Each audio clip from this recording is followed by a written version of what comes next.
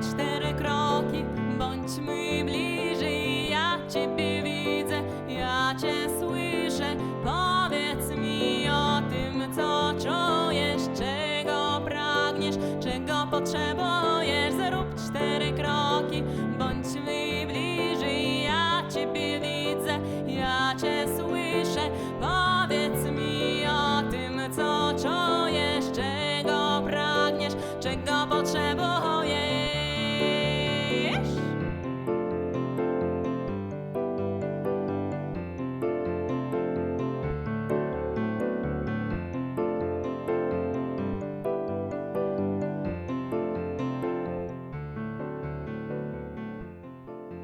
Cześć, witamy Was w kolejnym filmiku. Dzisiaj jest z nami Kornelia. Cześć, miło mi. Przez ostatnie filmiki mogliście doświadczać razem z nami, jak porozumienie bez przemocy może być wsparciem w sytuacjach konfliktowych, trudnych, kiedy świat nie do końca jest taki, jakbyśmy chcieli, a ludzie robią albo mówią rzeczy, które nie napawają nas radością. A dzisiaj chcemy Wam pokazać, jak porozumienie bez przemocy również może być wsparciem, kiedy jest wręcz przeciwnie. Tak, dzisiejszy temat przewodni to wdzięczność. Wdzięczność rozumiana nie tylko jako uczucie, które przepływa przez nasze ciało i którego możemy doświadczać na co dzień, ale wdzięczność też rozumiana jako styl życia, jako taki element rzeczywistości, który pozwala nam świętować te momenty, które nas w jakiś sposób napełniają i karmią. A jak to się ma w ujęciu porozumienia bez przemocy? W porozumieniu bez przemocy kluczowe jest, aby uświadomić sobie, co konkretnie sprawia, że czujemy się szczęśliwsi, że jakieś nasze potrzeby są zaspokojone i przez to nasze życie pełniejsze.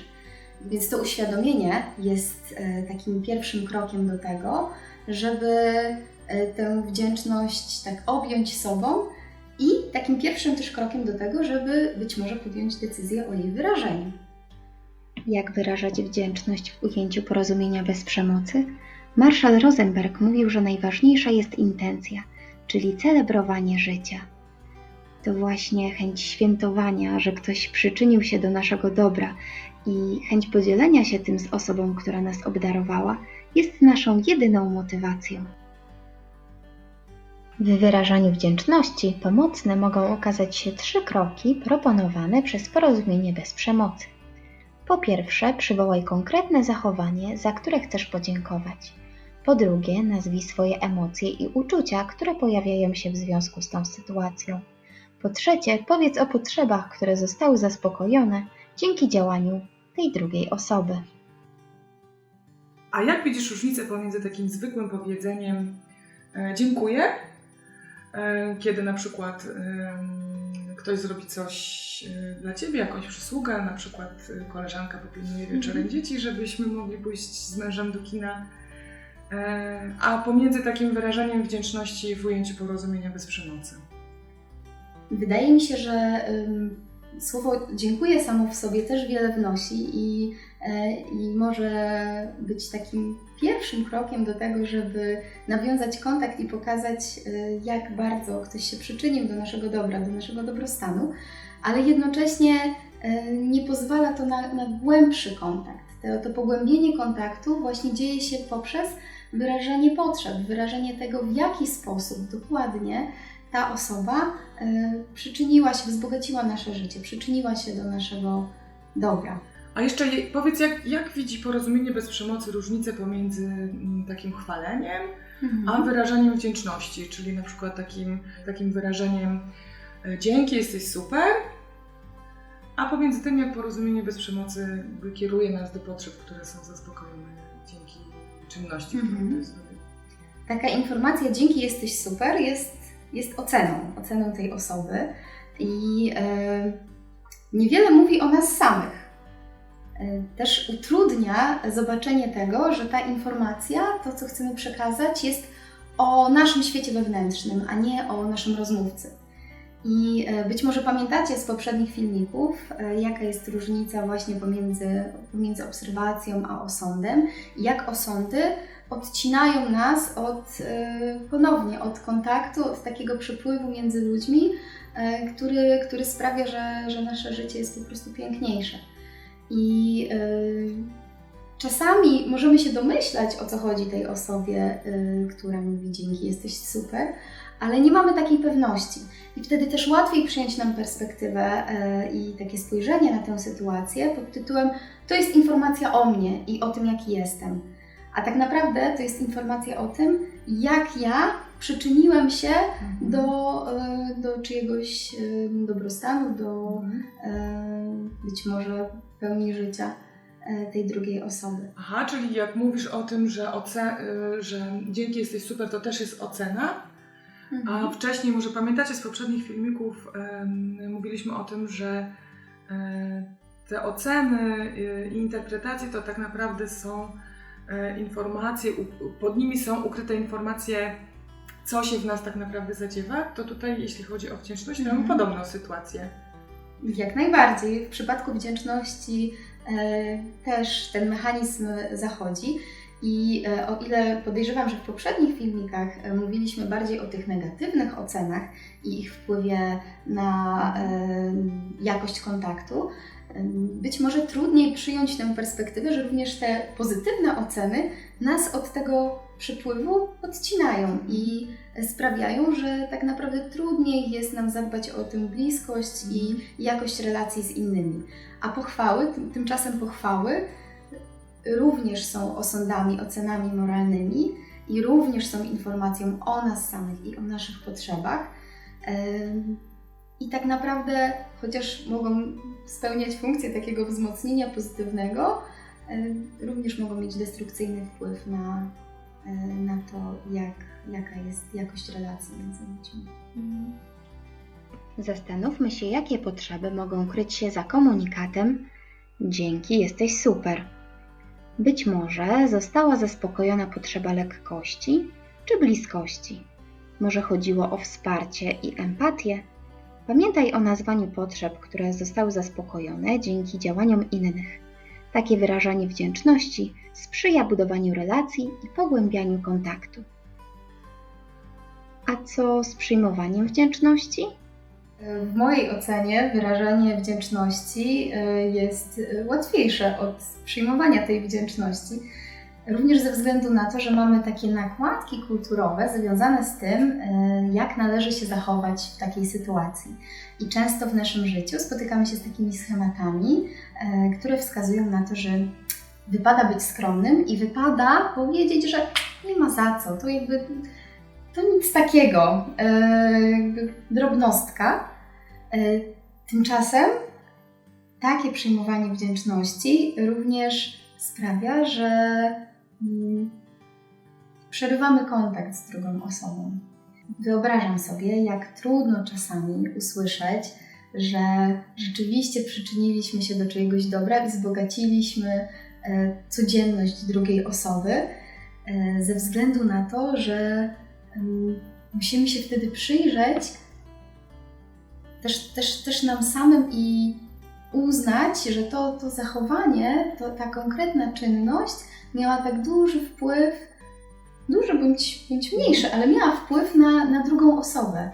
I Marshall Rosenberg wspominał, że to wcale nie przyglądanie się tym ciemnym stronom naszego życia wewnętrznego jest przerażające, tylko przyglądanie się właśnie tej jasności w nas i przytulenie tej jasności i zobaczenie się w pełni z tą naszą jasną stroną i z tym naszym wewnętrznym pięknem, które sprawia, że też świat na zewnątrz jest piękniejszy. I jak o tym mówię, chcę się tym podzielić. Bardzo się wzruszyłam teraz i przeszły mnie po prostu ciarki po całym ciele, bo uświadamiam sobie, jak ważne to są słowa i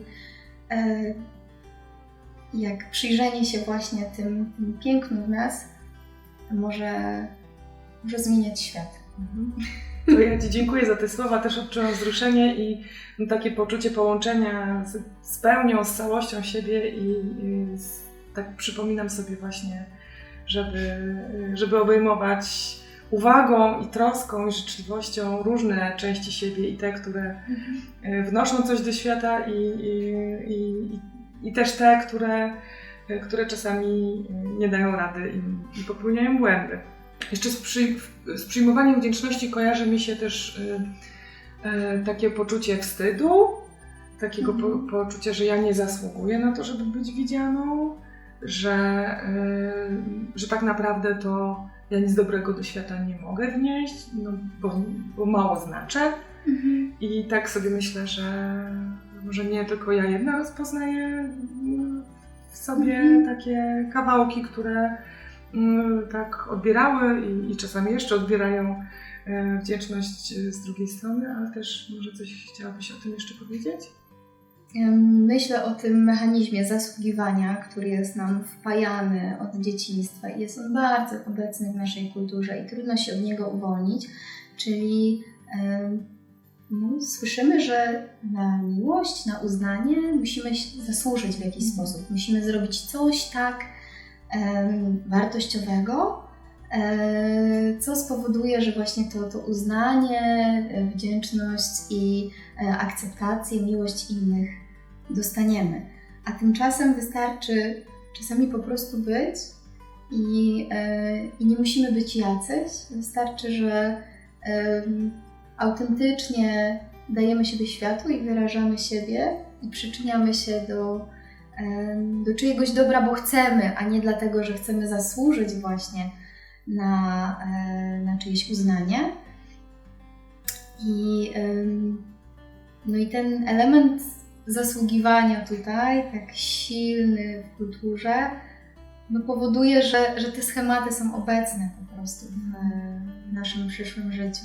I myślę, że warto uznać i dostrzec tę część nas, która ma taką trudność z przyjmowaniem wdzięczności właśnie w związku z tym, że została wychowana w takim kulcie skromności i zasługiwania na miłość, uznanie, akceptację, ale też starać się coraz częściej po prostu przyjmować wdzięczność bez umniejszania tego, jak to wpłynęło, jak to nasze zachowanie wpłynęło na czyjeś życie i sprawdzać, co wtedy przez nas przepływa i co się stanie, jeżeli zrezygnujemy z takiej automatycznej reakcji pod tytułem to nic takiego, to drobnostka, w ogóle daj spokój, nie ma za co dziękować. I tutaj trochę też takie, tak jak mówisz, zobaczenia, co się stanie, to taki też kontakt, ja to tak widzę z uczuciami, jakie uczucia pojawiają się, kiedy słyszę, że dzięki mnie czyjeś życie jest trochę lepsze, stało się piękniejsze. Jakie uczucia się pojawiają i po prostu przyjęcie i akceptacja czegokolwiek, co przychodzi. Otóż to. I myślę, że tutaj też mindfulness pięknie nam pokazuje, jak to bycie tu i teraz i obserwowanie tego, co przez nas przepływa w danym momencie, może być przydatne również w praktykowaniu wdzięczności. Bo właśnie praktyka wdzięczności opiera się przede wszystkim na uwadze, którą świadomie kierujemy na te aspekty rzeczywistości, które nas w jakiś sposób napełniają i karmią. I tutaj nie chodzi o to, żeby na siłę starać się wywołać tę wdzięczność i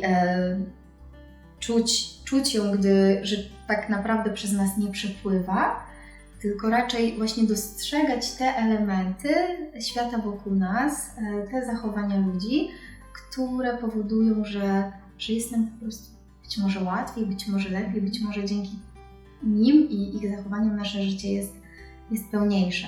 Czyli praktykowanie wdzięczności to kierowanie uwagi ku potrzebom, które właśnie są zaspokojone. Tak, ku tym potrzebom i tym uczuciom, które w związku z tym się w nas pojawiają. I teraz pragniemy Was zaprosić do takiej medytacji związanej z wdzięcznością, którą przygotowała dla Was Magda.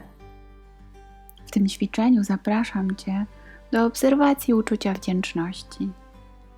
Rozpocznij siadając w wygodnej pozycji.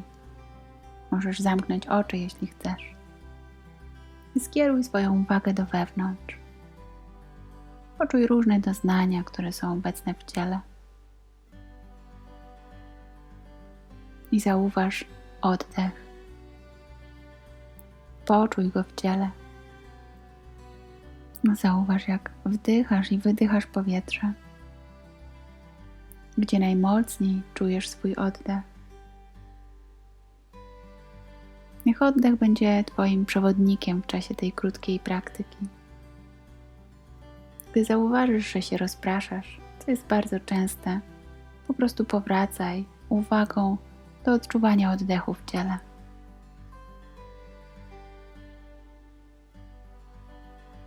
I teraz przywołaj do swojej świadomości jakieś sprawy, różne rzeczy w Twoim życiu, za które możesz czuć wdzięczność.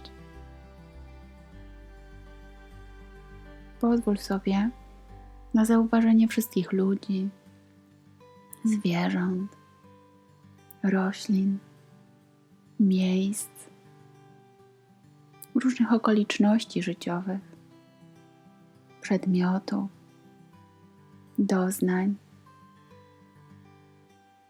za które możesz być wdzięczny w swoim życiu.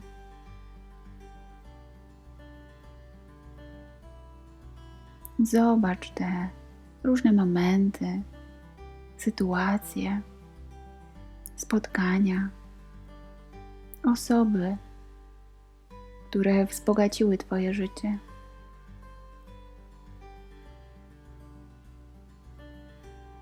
Zobacz też wszystko to, co już masz, za co możesz być wdzięczny na co dzień.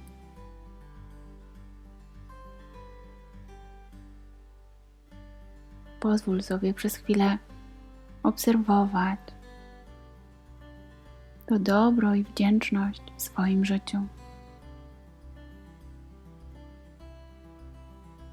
Teraz na chwilę przekieruj uwagę do wewnątrz. Zauważ, jak się czujesz, kiedy odczuwasz wdzięczność. Co czujesz w ciele? Jakie pojawiają się uczucia? Pozwól sobie poczuć te uczucia. Może to jest jakiś rodzaj przyjemności, błogości, szczęścia. A może jakieś poruszenie, może nawet wzruszenie. Pozwól sobie być w kontakcie z tym, co się pojawiło. Tak jakbyś witał dobrego przyjaciela, który wpadł z wizytą.